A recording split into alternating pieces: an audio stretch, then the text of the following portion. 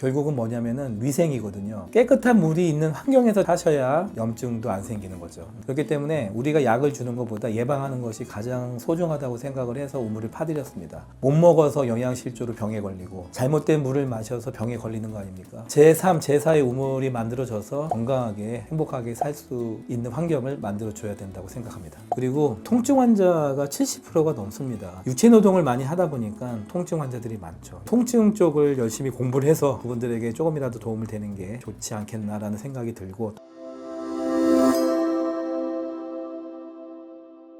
안녕하세요. 산뜻의사 원영석입니다. 이번엔 세 번째로 캄보디아에 의료 봉사를 다녀왔습니다. 날짜로 보면은 설 연휴의 임시 공휴일에 해당되는 월요일 날 저녁 비행기로 출발해서 이때 그 서울에 눈이 너무 좀 많이 와가지고 비행기가 딜레이 되는 바람에 2-3시간밖에 못 자고 바로 진료를 나간 것 같습니다. 3일 동안은 또 열심히 진료하고 마지막 날만 휴식을 취하고 돌아왔습니다.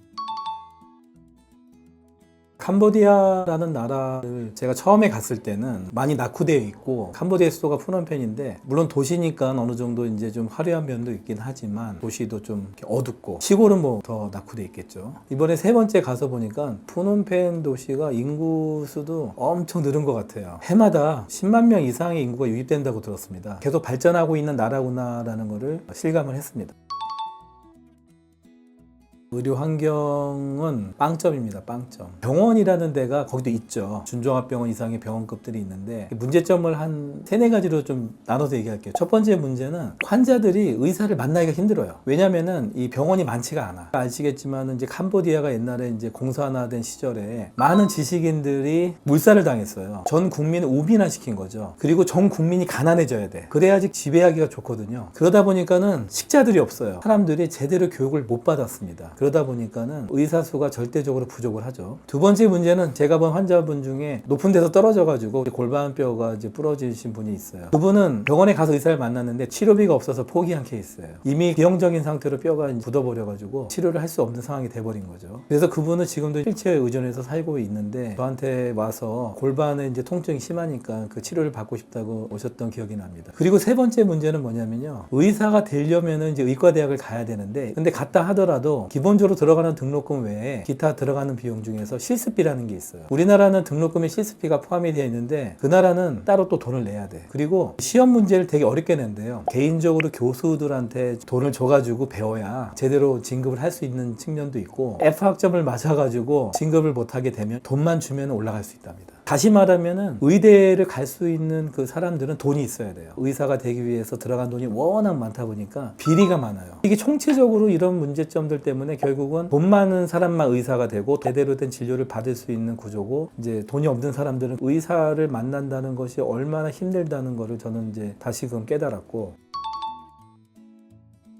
이번에는 사실 좀 응급 환자가 있지는 않았어요. 지난번에는 응급 환자가 발생해서 이분이 막 입에 진짜 거품을 불고 눈이 돌아가고 상당히 위험한 상황에서 이제 제가 치료를 해주고 나서 좋아지셔가지고 그분이 찾아왔어요. 저를 만나보고 싶다고 찾아오셔가지고, 이제 아픈 데는 없으시대. 같이 사진 찍고 그랬는데, 그래도 이번에는 저는 다행이라고 생각합니다. 다만 영양 상태가 상당히 안 좋고 저희가 수액을 놔드렸어요. 그래서 다음번에는 통증 치료도 중요하지만 몸 상태가 많이 안 좋으시고 식사를 못 하시는 분들한테는 수액을 놔드려야겠다, 좀 더 많이 가져가서 이런 생각을 좀 했습니다. 이번에 우물을 또 만들어 드렸어요. 두 번째 우물인데 주변에 한 15가구 정도가 이제 혜택을 받게 됐어요. 우물을 파면은 수질이 안 좋아요. 그래서 지하수를 파는데 지하수가 깊게 파야 되거든요. 깊게 파지 않으면은 썩은 물이 나옵니다. 지하수라 하더라도 석회질이 많은 물이 나오면은 씻는 물 정도로 쓸 수 있지 마실 수는 없어요. 근데 다행히 이번에 저희가 판 우물에서 나온 물은 수질이 너무 좋았어요. 끓여서 마시면은 될 수 있을 정도의 물이 됐는데, 결국은 뭐냐면은 위생이거든요. 깨끗한 물이 있는 환경에서 사셔야 염증도 안 생기는 거죠. 그렇기 때문에 우리가 약을 주는 것보다 예방하는 것이 가장 소중하다고 생각을 해서 우물을 파드렸습니다. 못 먹어서 영양실조로 병에 걸리고 잘못된 물을 마셔서 병에 걸리는 거 아닙니까? 제3, 제4의 우물이 만들어져서 건강하게 행복하게 살 수 있는 환경을 만들어 줘야 된다고 생각합니다. 당연히 만났죠. 제 놀란 게 이 친구가 이제 캄보디아 프놈펜 국제공항에 도착하자마자 기다리고 있었어요. 우는 거예요. 너무 기뻐서 흘리는 눈물이었는데 이 친구도 마침 설 연휴 때 저기도 학교가 3일 동안 쉰다고 해가지고 저희 진료하는 그 기간 내내 바로 앞에서 많이 도와줬습니다. 뭐 약을 주고 진찰을 해주고 뭐 이런 건 좋은데 그러나 그분들이 원하는 거는 마음을 만져주는 거라고 생각을 해요. 그리고 통증 환자가 70%가 넘습니다. 육체 노동을 많이 하다 보니까 통증 환자들이 많죠. 통증 쪽을 열심히 공부를 해서 그분들에게 조금이라도 도움을 되는 게 좋지 않겠나라는 생각이 들고 또 하나는 인재를 육성하는 거. 물론 한국인이 운영하는 어려운 사람들 도와주는 그런 병원이 있었는데 여러 가지 시간적, 공간적 제약 때문에 지금은 캄보디아 의사들이 대부분 진료를 하고 있는데 진료의 수준은 많이 높아졌다고 하지만 워낙에 비리가 많잖아요. 나중에는 이제 이런 뜻이 있는 사람들이 모여서 제대로 된 병원들을 만들어서 그분들이 꾸준하게 또 치료받을 수 있는 그런 환경을 제공하고 아무리 의대나 간호대를 나온다 하더라도 실습할 수 있는 병원들이 많지 않고 그리고 그거조차도 돈을 많이 줘야 돼서 상당히 부담이 되겠죠. 의대생이나 간호 학생들을 트레이닝도 같이 해줄 수 있는 비리가 없는 깨끗한 병원을 만들어서 나중에 의사가 되고 간호사가 되면 더 이상 비리를 하지 않는 그런 의사 간호사가 될 수 있는 환경을 만들어주는 것이 가장 중요할 것 같습니다.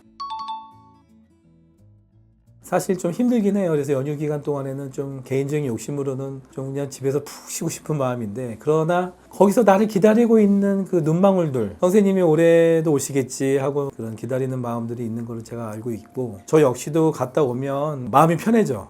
안 가면 얼마나 집에서 쉬고 있어도 마음이 불편할 것 같고 다만 이제 저희가 계속 봉사하는 방법을 좀 더 업그레이드를 해야겠다. 그래서 이번에 갔다 온 거에 대한 어떤 문제점들을 다시 한번 정리해서 향후에는 좀 더 많은 분들이 진료 혜택을 받을 수 있도록 노력을 하겠습니다.